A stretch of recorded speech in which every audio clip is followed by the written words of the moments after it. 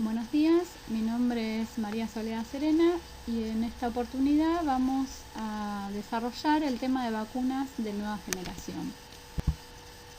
Dentro de los tipos de vacunas tenemos dos grandes clasificaciones, que son las vacunas convencionales o tradicionales, que a su vez se clasifican en vivas, atenuadas o modificadas y en inactivadas.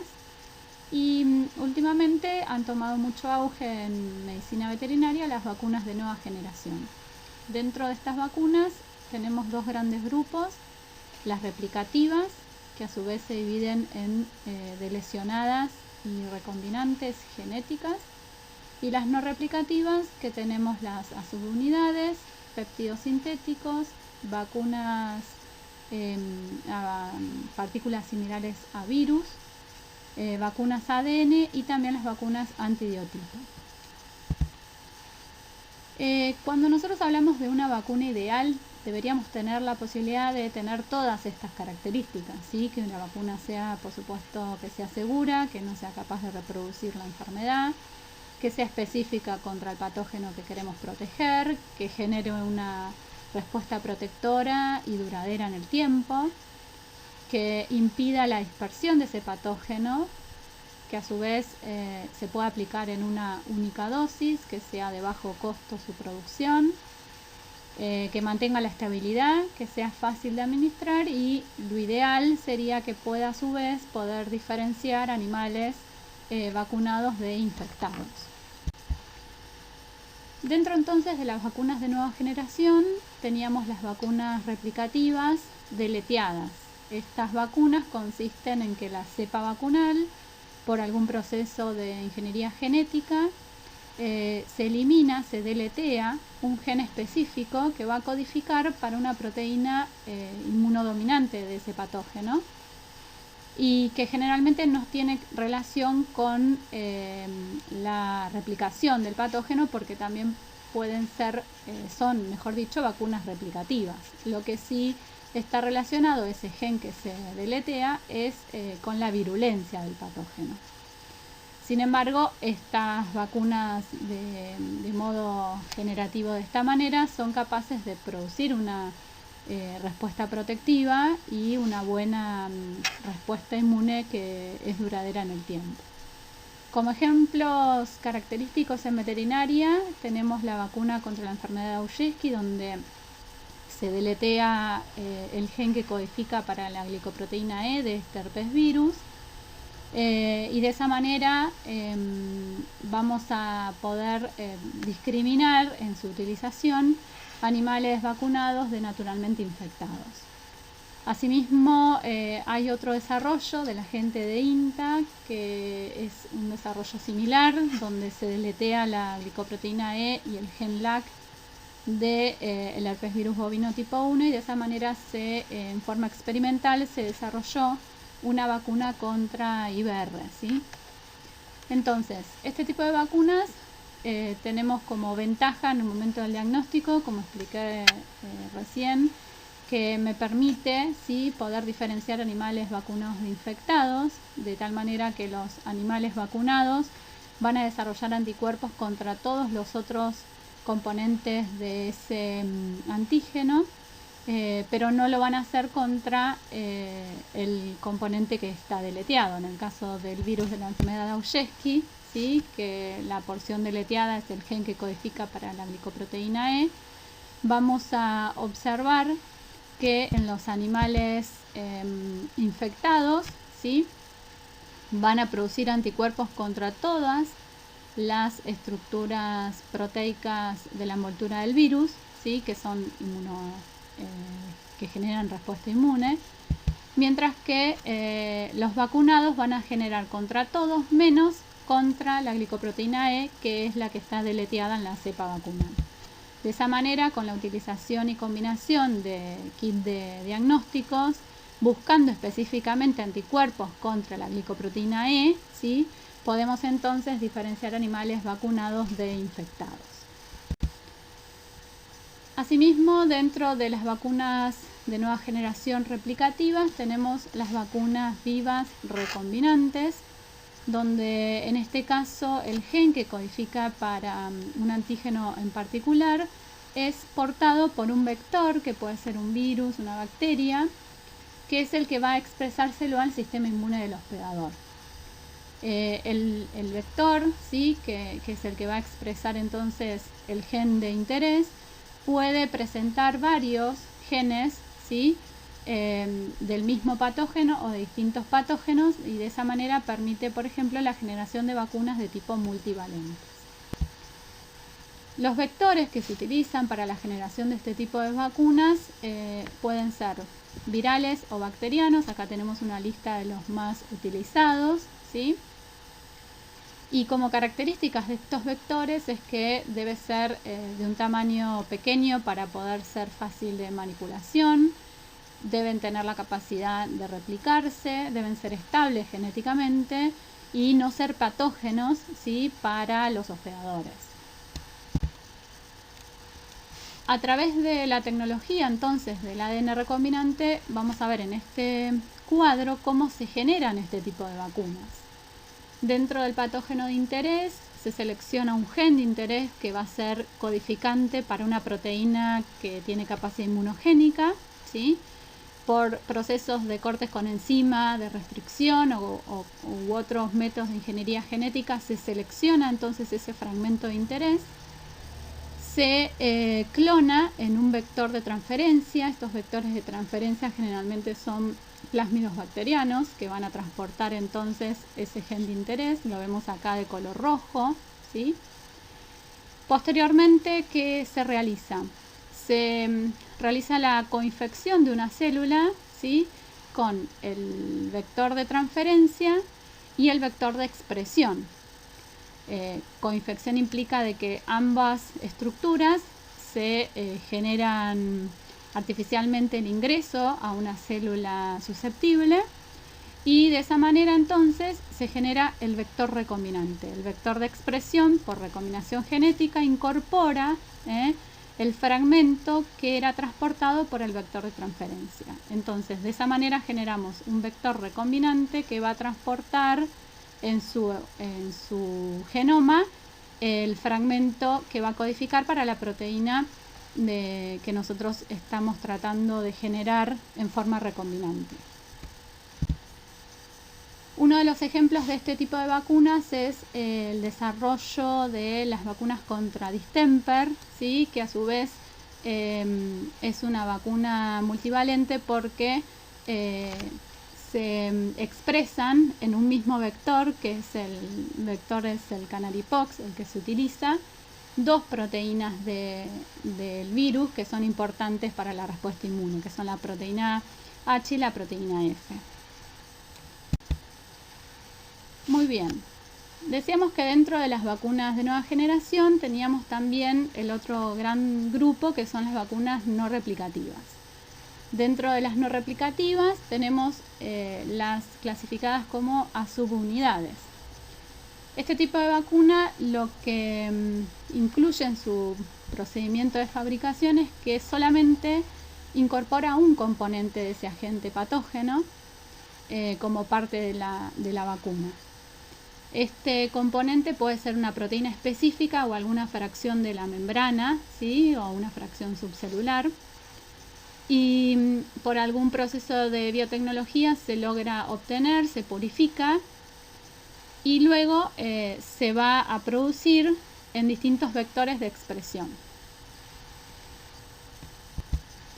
Dentro de los vectores de expresión que más se utilizan tenemos las bacterias, como la Escherichia coli, las levaduras, Pichia pastori, y los baculovirus, que ustedes han escuchado seguramente nombrar vacunas a baculovirus recombinante. ¿Cómo es el ejemplo o la ventaja de la utilización de este sistema a través de la utilización de baculovirus? Es que estos virus son virus que infectan insectos, o sea, no son virus patógenos para los mamíferos. Tienen altos niveles de expresión, tienen una posibilidad de incorporar insertos de tamaño ilimitado, ¿sí? y en cuanto a su producción y generación son bastante sencillos de producir y lograr obtener proteínas recombinantes, y los modos de purificación también son bastante sencillos. En este gráfico lo que vemos es cómo se produciría entonces una vacuna a virus utilizando baculovirus recombinante. Por un lado tenemos el vector de transferencia, que dijimos que contiene por algún proceso de ingeniería genética el gen de interés del patógeno de elección, el cual va a codificar para una proteína inmunogénica, que es la que va a generar respuesta inmune, ¿sí? Entonces, en ese vector de transferencia nosotros ya incluimos el gen de interés del patógeno en cuestión.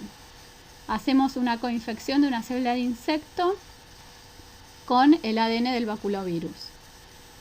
Por un proceso de recombinación genética se produce la incorporación de ese gen de interés que lo transportaba el vector de transferencia al genoma del baculovirus. El baculovirus comienza a replicarse y entonces cuando genera la traducción de las proteínas empieza a traducir, o sea, genera los genes que van a codificar para sus propias proteínas como también para esta proteína que fue, este segmento que fue inserto. Por lo tanto va a generar la proteína heteróloga, ¿sí? La proteína del patógeno que nosotros queremos producir, ¿sí? Muy bien.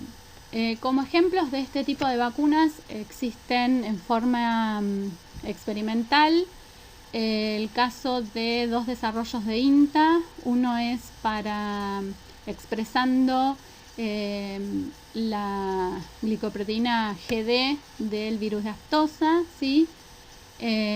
A subunidades, y también un desarrollo experimental que utilizando vectores que son adenovirus humanos tipo 3 y tipo 5 que expresan dos o una de las glicoproteínas del herpesvirus bovino tipo 1, utilizándose como vacunas contra IBR. A su vez, otros tipos de vacunas a subunidades, pero que sí se utilizan comercialmente en veterinaria, tenemos utilizando baculovirus como vectores, en este caso de expresión, tenemos a la vacuna contra el virus de diarrea viral bovina, donde expresa el gen que codifica para la proteína E2 de este virus en un sistema de baculovirus. Y asimismo las vacunas que se utilizan en cerdos contra circovirus porcino tipo 2, los cuales expresan el ORF2, ¿sí? De este circovirus en el sistema de baculovirus recombinantes. En este caso estas dos comercialmente se utilizan en veterinaria, mientras que estas son en desarrollo. Siguiendo con la clasificación entonces de las vacunas de nueva generación no replicativas, tenemos también las vacunas a proteínas sintéticas. En este caso lo único que se realiza es determinar la secuencia genotípica que va a codificar contra la proteína del patógeno que queremos obtener y que sabemos que es la que es responsable de la respuesta inmune. Se selecciona, se sintetiza químicamente, ¿sí? Y de esa manera se puede utilizar como vacunas. Pero como desventaja importante es que esos epítopes pierden la capacidad de poder lograr la conformación tridimensional y muchas veces es lo que altera ser reconocidos por el sistema inmune. También tenemos entonces las vacunas no replicativas que mencionábamos como partículas semejantes a virus o virus-like particle, que es como van a encontrar la terminología en inglés. Estas partículas lo que se asemejan es una estructura de una cápside viral con todas sus estructuras conformacional característica, pero no contiene el material genético del virus. Por lo tanto, el sistema inmune tiene la capacidad de reconocerlo como tal, de generar la respuesta inmune, porque generalmente las proteínas externas que conforman la cápside viral son las que generan la respuesta inmune, y al no tener el material genético, esta partícula no replica, no genera la enfermedad. De esa manera, uno de los ejemplos es una vacuna que se utiliza para el virus de la lengua azul, donde por ingeniería genética y utilizando el vector de expresión que es el baculovirus, se genera entonces a través de un vector de transferencia que lleva los fragmentos codificantes para 4 de las proteínas de este virus, que son las BP5, BP2, BP7 y BP3. Todas ellas son proteínas estructurales del virus. Como dijimos y mencionamos anteriormente, se coinfecta una célula de insecto con el vector de transferencia más el genoma del baculovirus y se genera entonces el baculovirus recombinante, que por el proceso de recombinación incorporó los fragmentos, ¿sí?, del patógeno en cuestión. De esa manera se logra la expresión de estos genes, tanto del baculovirus propio como los genes que codifican para estas distintas proteínas, y por distintos métodos logramos producir, ¿sí?, mayor cantidad de estas proteínas. Entonces, estas proteínas adquieren la conformación de la cápside del virus, ¿sí?, pero internamente no tienen genoma viral. Por lo tanto, puede ser reconocido por el sistema inmune, generar una respuesta inmune protectiva y duradera, pero es muy segura porque al no tener genoma viral no va a reproducir la enfermedad. Por último, tenemos las vacunas ADN o génicas, ¿sí?, donde en este caso lo que tiene como ventaja este tipo de vacunas es que son capaces de generar una respuesta humoral y también celular, ¿sí?, utilizando la maquinaria del huésped, ¿sí?, para hacer la producción de esa proteína inmunogénica. Consiste en que un plásmido bacteriano es el que va a contener el gen que codificará para la proteína de interés del patógeno. Entonces se obtiene ese gen de interés, se clona en un plásmido bacteriano, este plásmido se incorpora, ¿sí?, se transforma en bacterias para que las bacterias sean las que aumenten su producción, ¿sí?, crezcan, ¿sí?, y posteriormente se va a hacer una purificación directamente de ese ADN, ¿sí?, de ese ADN plasmídico. Ese ADN plasmídico va a contener el gen de interés del patógeno en cuestión. Como ventajas de las vacunas ADN es que permite el trabajo en forma más segura porque no se requiere la utilización del agente infeccioso, sino de su material genético nada más, que la metodología para la producción no es compleja, no requiere una cadena de frío tan estricta, la inmunidad celular es generada, además de una inmunidad humoral, ¿sí? Se pueden generar vacunas multivalentes, como hablamos hoy de los otros tipos de vectores, donde podemos incorporar más de un gen, ¿sí? Pero como desventajas interesantes es que la respuesta inmune humoral en general suele ser baja. Puede haber un riesgo de que se integre el ADN vacunal al genoma del receptor, ¿sí?, con algún riesgo genético y de transformación. También pueda ser aplicable solamente con antígenos proteicos, ¿sí?